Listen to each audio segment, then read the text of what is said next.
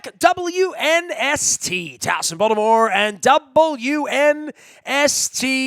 Been a little while since I had this guy on. He is, I should get him on more often because he has finally moved back to Baltimore. He's actually going to vote in the Baltimore election. At some point, he may own some land here in the Free State and the great charm city of Baltimore. One-time Calhoun Street, West Baltimore guy of Mount St. Joe and the Loyola Dons. We welcome my lifer pal, Chris Pika, back on the WNST. He is blog and tackle, and of course working with the Pro Football Writers Association, as well as the Bahamas Bowl, and probably all things Sticks and more so.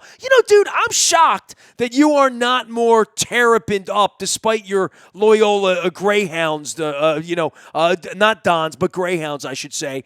But with the Terps, I mean, they're loaded with your Mount St. Joe Gales, right? Like, don't you feel a little purple blood down there in College Park when they take a beating like they did on Saturday night, Chris Pika?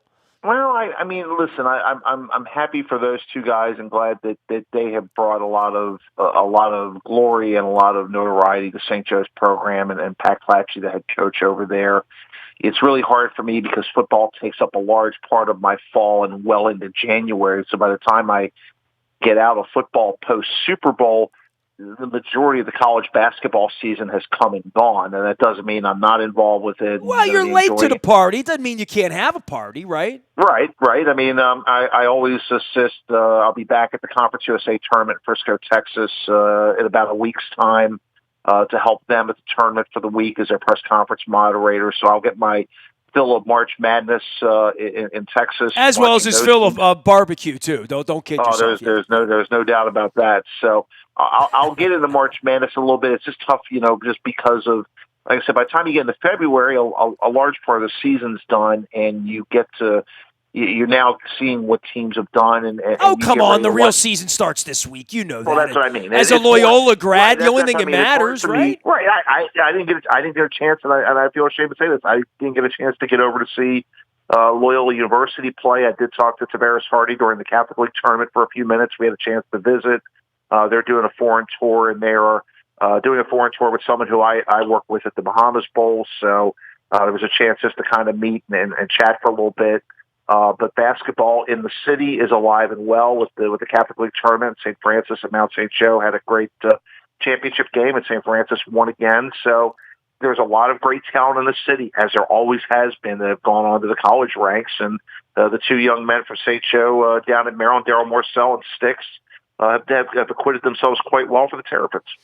Well, for college basketball and for the energy, and look, you've been gone for how long? You've been gone from Baltimore for 30 years, right? Literally, correct. Right? Yep. So 30 years, but we've been coming back. Kate and I have been back at least once a year for the majority of that time. And usually for crabs with me. And seeing family and friends, and so it never. As I said at an event that I emceed over at St. Joe a couple of months ago, I said, my body may have been gone from Baltimore for 30 years, but my heart and my soul never left the city. And so I'm thrilled to be back and thrilled to kind of make connections with people again, people I've talked to on Twitter and on LinkedIn and other areas, and finally put faces to names and be a part of the community and really enjoy it. Well, this is weird, right? Because the Ravens had such a run, and you travel a lot, but you're here, your wife's here, she's doing great things for animals out with Be More Humane, and of course, our love of our animals, so I want to give some free love there anytime, and I know we got a ball coming up soon as well. But all of the things that draw you back to Baltimore and the differences that you can't help but notice where the Orioles are, where the Terps are, where lacrosse is, where youth sports are, where Dunbar High School basketball is versus Mount St. Joe, and where Maryland's in the Big Ten, not in the ACC. But there was something about Saturday that was very recognizable to me that I felt good about, which is the Terps have started to win. The pressure off the coach a little bit, and there's more pressure on the team to get to Atlanta and compete for a Final Four, and I'll hear all of that. But for that one period on Saturday night, and I was with my dear friend Howard Sherrod celebrating his 50th birthday up in Timonium at a non-sponsor location, and the bar was electric, and everybody was electric, and my timeline was electric, and Peter took his mom to the game, and friends of mine were at the game, and I'm looking up, and my friend Hope was at the game, and my friend Steve was at the game, and and my friend Gus was at the game, and they were all like statusing and putting videos up, and the flags getting unfurled, and all of that. It's nice that Maryland can have a game like that. Now, it sucks that they lost. It sucks that the way it played out, that they lost to their Duke in the Michigan State thing.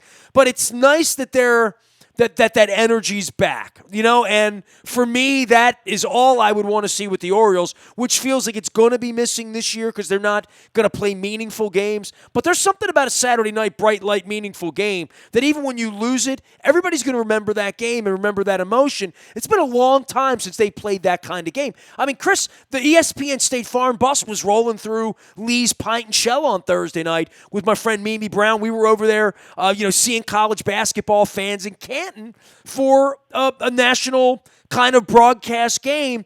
That's good stuff for Maryland, and even more so, your Greyhounds are okay. UMBC's okay. Coppin beat Morgan over the weekend.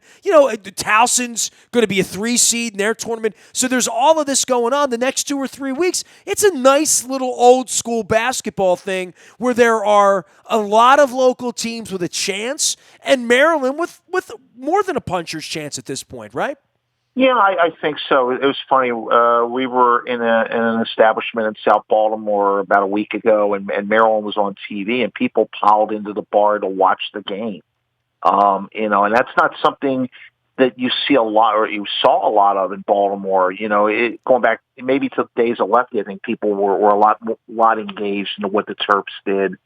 And when you get games like that, and a lot of people made a lot of fun about Maryland going to the Big Ten, why they did that for financial reasons, and the fact that the football team, has struggled like it has. But basketball is incredibly competitive, obviously, in that league. And they've got an opportunity if they can, if they can play a little bit better defense and maybe not start slowing some of the games that they've been. They've got a chance to capture the imagination again here in the region. And that's the thing about the University of Maryland specific. A lot of people say, well, they're more of a DC. They're tied more to the DC area than they are to Baltimore. Well, now they got 2 Baltimore. I think I heard Ekman say that a few times. Sure. And so, you got two Baltimore kids on this team that people can obviously root for. Mark Church has been through his share of criticism as a coach down at College Park. But Maryland needs to continue to make inroads in the state, to keep recruits home, to get some of these really good kids that we got to watch, during the Catholic League tournament, stay back and maybe go down to Maryland and be important players down there, and players from the public high schools, whatever that is. That these games are important for Maryland right now because they've got a good opportunity to advance. I think they got a chance to go a long way in March Madness. But it also helps them in getting the next crop of players to consider the Terps and make them even better here in the next few seasons. Well, I mean, that's certainly a hell of an observation that when you see that and you're recruiting to Maryland and you have a chance to win. Look, the perception of being able to win, right? I mean, that's fueled Gonzaga forever, right? It's fueled all sorts of Xavier kind of programs and wherever, that if you believe you can do it, that this is a place I can go and get on TV and win. All those things we heard, Bright Lights ACC in the era of Gary Williams, all of that matters. But when you build it, do they come? It was a $200 get-in on Saturday night, Chris. It was a big deal, right? Yeah, and I think, that's a huge deal when you have that type of game in, and it's not, we all know about Maryland Duke for all those years, Maryland North Carolina, Maryland NC State. Now you've got the Big Ten teams coming in, and when you've got teams like Michigan State and Michigan and Minnesota, and they're now big-time field games, maybe for the first time, I wouldn't say for the first time, but let's say it's maybe the first time for a lot of people, hey, you know what, Maryland's in the Big Ten, and Maryland's very competitive in the Big Ten, and the rivalries will come just as they did. People, well, you'll never replace Maryland versus Duke. Well, I mean, Maryland, Michigan State may wind up being a pretty good rivalry for years to come. too, where people, get as worked up about that as they did about hating Duke all those I years. want to hate Ohio State and Michigan like everybody else, though. You know what I mean? Right. And going to those, and I've been to a lot of the Big Ten cities, and Well, they all hate each other, and we don't have any part of it. You know what I mean? Yeah. Right. That's what I'm saying. They've got 100 years of that history, and Can't Maryland's hate just coming Rutgers. into it. I mean, Penn State. I mean, I can get into that a little bit, right? Right. There's a lot of hurt there. There's a lot of hurt there.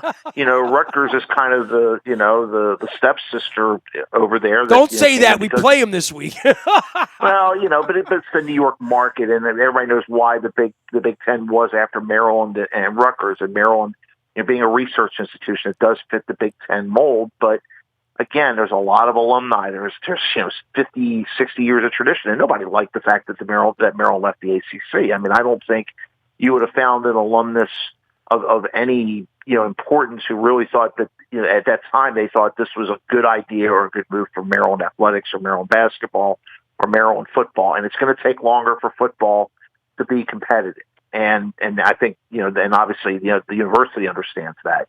But basketball, because of how it's structured, can be competitive. Can be competitive pretty soon, and they were.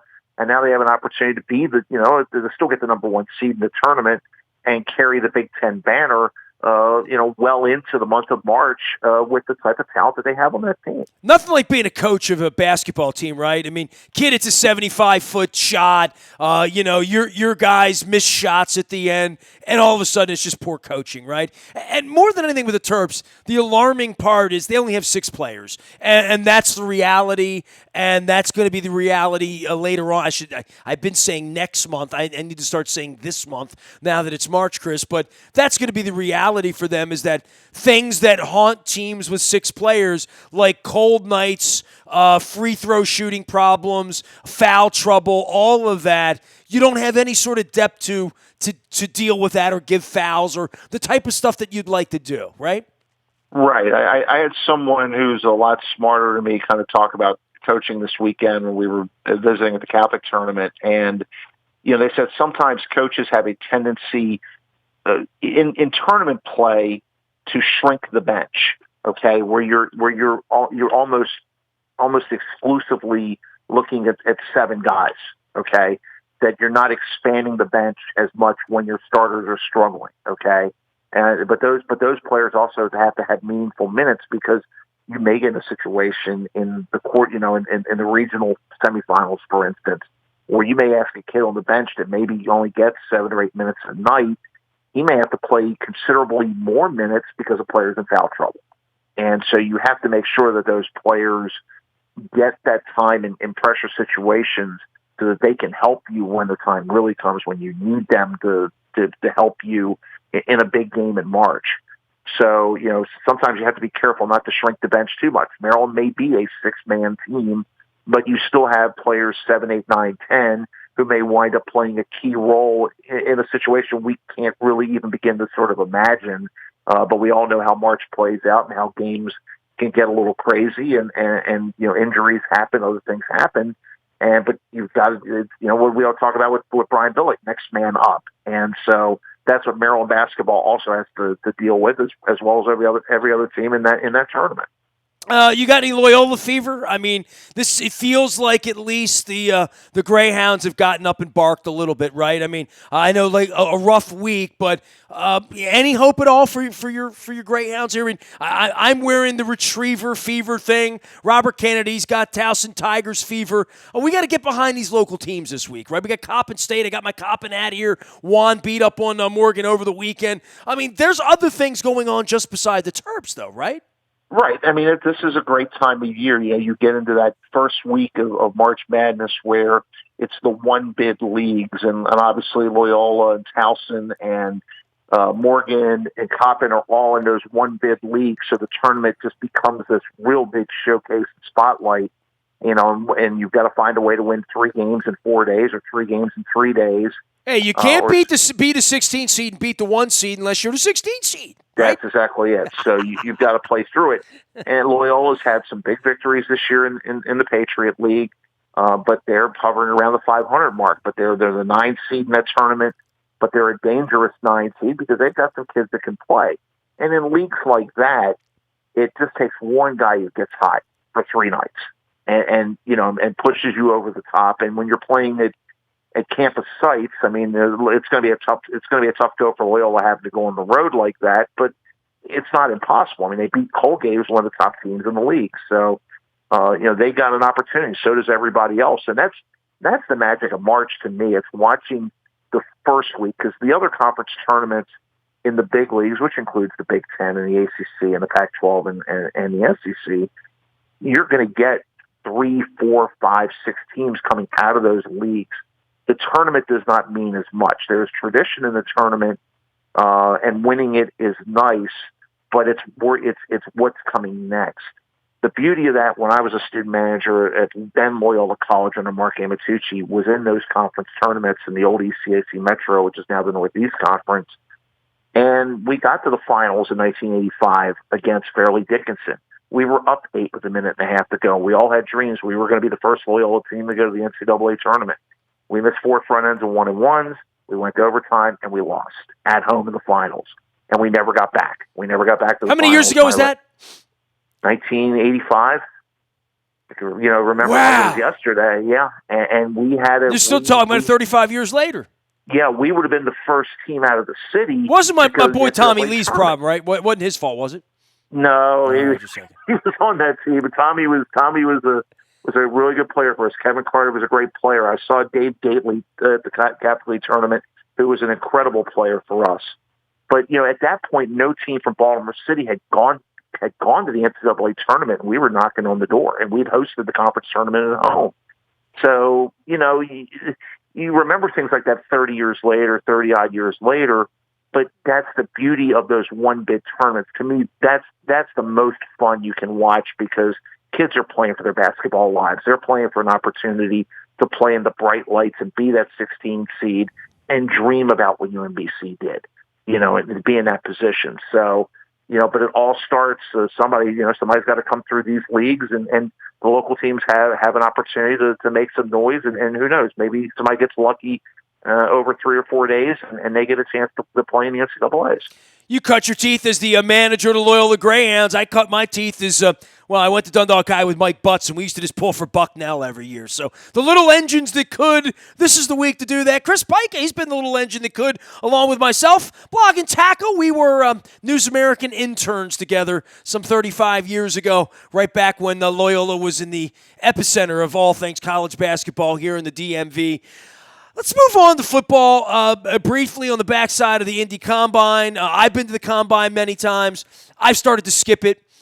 Coaches are starting to skip it now. The league is apparently going to move it out to L.A. at some point. It's become it's sort of jumped the shark for me. It was kind of a fun event. I remember seeing you out there many, many moons ago. You don't attend, I don't attend, but many, many people do attend. Eric DeCosta was attending last week. Some thoughts about the Combine and watching it on TV for the better part of a week? Well, I think, and quite honestly, and I think you hear this enough now on social media, and you hear this enough when people cover the league. One, and I'll say this as a statement of fact, it's the most amount of media who shows up for an event outside the Super Bowl during the NFL season. So it is almost like a mini NFL convention, if you will, of coaches, assistant coaches, general managers, agents. All within 6 blocks of each other, yes. Right. And so there's a lot of information that's traded. It's a lot of sources and rumors and hearing what's going to go on in the next couple of months in free agency. So it's a great breeding ground if you want to be in ground zero in Indy and learn about what's going on in the league coming up in the upcoming season. It's a great way to do that.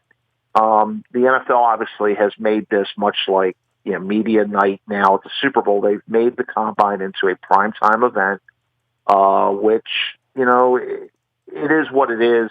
It's what the league and NFL Network want to do. And they want to build some excitement towards the draft. It's all about the programming, and this is the programming for the spring. This is the Combine, which gets you interested in these players, and hopefully you watch the 3 days of draft coverage and everything leading up to it. As I said, the most important parts of the Combine are the parts you do not see, and that is the interviews with the teams, which are now in the mornings as opposed to nighttime, and the all-day medical evaluations that these players go through, which is really the most important part of this. The underwear Olympics, as the scouts call it. There are drills. There's things you can learn from it. People will breathlessly say, "Well, the guy didn't run a 4.8, so his stock's going to drop." And the knowledgeable people will just whisper in your ear and say, "Tape don't lie. Watch the tape. Watch the tape on the kid when he's wearing pads. What is he doing with football moves? And everything that you want to do." And so, while it's great for TV and great to kind of build anticipation for the draft, the most important things, the things that really the NFL teams get out of it, are teams that parts of that the public will never see. And I think that's something you have to keep in mind while watching sort of the glitz and glam of the 40-yard dash and the 3-cone drill and the receivers drills and everything else. I mean, you get an opportunity to see the athleticism of the players, but how much that really translates to football skills and what they do on the field, not so much.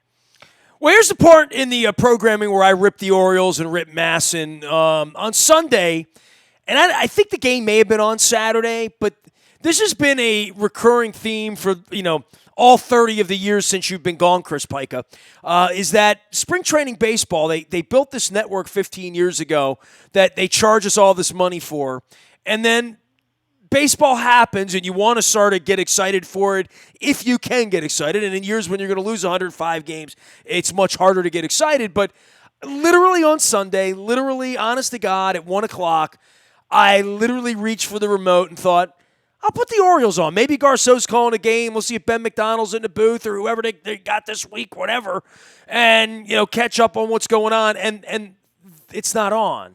And I mean, I don't need you to make any excuses. I beat up on them enough for everybody with my honesty and candor in regard to how poorly it's all run. But it's March, and they're going to have opening day in 3 weeks, and I'd like to know who the players are, and I'm paying them, my whatever X dollars a month for my Masson, and I put it on a Sunday afternoon. Not only did they not have college basketball on, they had Tom Davis hanging out again, and I'm thinking to myself, it's just not smart. It's not good marketing. It's not good for baseball. It's not good for the Orioles. It's not good for Nestor. So there. There's my 5 cents on that. I will say this about spring training schedules and television, okay? And I'll tie this in football and the XFL. There is a large amount of money that it takes on a nightly basis to do a baseball game, okay? From the truck to the people that you hire, all those things there. So what happens is in spring training, most teams are doing home game broadcasts. They're not going to take a Masson truck over to the Phillies or to the Red Sox or to the Braves to do those games. The games that they will do are games that are right there where they can park the truck for the 30 days and do the games from the home stadium. And it's a lot easier, from a broadcasting standpoint. You don't treat this as a regular season. It's a lot easier to do radio broadcasts of the games because it's easy enough to set up radio equipment in Dunedin or, another part. Chris, I've sort of proven that you can do that anywhere, yes. Right. So you can do that in a lot of other places. So it's a mix of broadcasts, but to expect them, hey, they're going to do games across Florida and carry their truck around and carry that expense for spring training baseball, I think is a little bit. I don't agree with that because I've worked on the broadcasting side.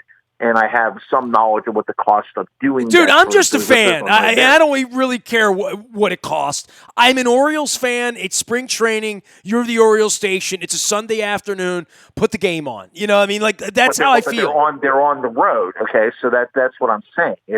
Then you can't get the roads.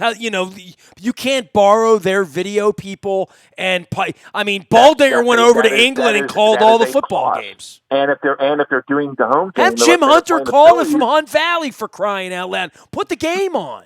Put the game on. It's what you do. It's your core business. You play baseball. You sell baseball. You have a television network for baseball. They're playing baseball. Put the baseball game on. Chris, look at them. Look at put the game on. One team's networks, Nestor, and see how many home games and road games they're and doing. See how many people care about baseball anymore. This is why before you make that accusation or that statement, look at what everybody else is doing in Major League Baseball. And that doesn't make it right. You sound It like my doesn't mother matter, telling me Nestor. what the It's a DeBillius cost. kids were doing down the It's alley. a cost. It's a cost. You're doing 162 in the regular season. You're paying those costs for games that count. Put a camera up in center field and just pipe in the PA. You know what I mean? But this is different than what Nesson's doing. It's no different than what SNY's doing. Well, it's wrong. It's no different than what the Fox Sports They're not serving their doing. fans. Is what they're making me watch freaking golf and the XFL. Right. But every other team is doing the same thing. Well, it's not the Orioles. It's everybody. And by the way, whatever can of goods they sold Sarasota about spring training and all that, this is exactly when they should be showing my freezing ass palm trees on a 37-degree Sunday with a game in Clearwater. It makes me want to go down there. So, all right, I'm guys like you and Moeller. You're bleeding heart, and that's fine. I can't even have a conversation. The reality with you. of this of the situation. If you look at the other 31 teams, I don't want to hear about revenue issues with a team that's worth $2 billion. Put the game on TV. Television costs money, Nestor, and it does. And no, it costs money. I pay them every month for it. Right, but you're not paying. Okay, the difference between the AAF not surviving and the XFL thriving in year one in football is, here's the main difference. The XFL, or the Alliance of American Football, we're paying for 4 broadcasts a weekend at a cost of about $400,000. Okay? The XFL is not paying those costs. ESPN and ABC and Fox are paying those costs. They're not paying a rights fee to the XFL, but they are shouldering what is a major expense of about $400,000 a weekend to bring you 4 football games. Okay, that's the that cost nobody wants to watch television, but that's the cost of doing television business. Okay, that's the dirty secret. It's not that they don't want to, but you have to be smart about it. If you can park a truck in Sarasota and you're doing some home games from there, and you're doing radio, which can be transported anywhere, you're serving fans in different ways. But to expect Masson to do 31 games of spring training baseball from 15 different sites, I think is a little bit on the high side here. All right. Let's put the game on. I mean, I that's all I want. I looked for it. Even though they're going to lose 100 games, I would have had it on. So, right. Diners, Drive-Ins, and Dives came in fantastic. Chris Pike is here. He's blog and tackle on Twitter. We don't usually yell at each other this much. At some point, we'll get together over Taco Fiesta and visit with Jerry and have some chips and salsa. Great having you on, Chris. Take care of yourself. Make some good homes for those beautiful cats and dogs. Tell your wife we said hello, and I'll come argue with you next week when we get March Madness together. Okay? Sounds good. Appreciate it, Nestor. Go Greyhounds. There he goes. Chris Pike, blog and tackle, Pro Football Writers Association, Bahamas Bowl, and now Baltimore resident Chris Pike. You can find me out on the bio, Toyota.com, Audio Vault, 24 hours a day from anywhere in the world on your mobile device by downloading the TuneIn radio app. We do come in crystal clear from anywhere in the world, unlike Masson. We put the programming on. I'll calm down at some point. Maybe someday it'll be well run, like Baltimore itself. We are WNST.net, AM 1570, and WNST Towson, Baltimore, and we never stop trying to make this place better against all odds.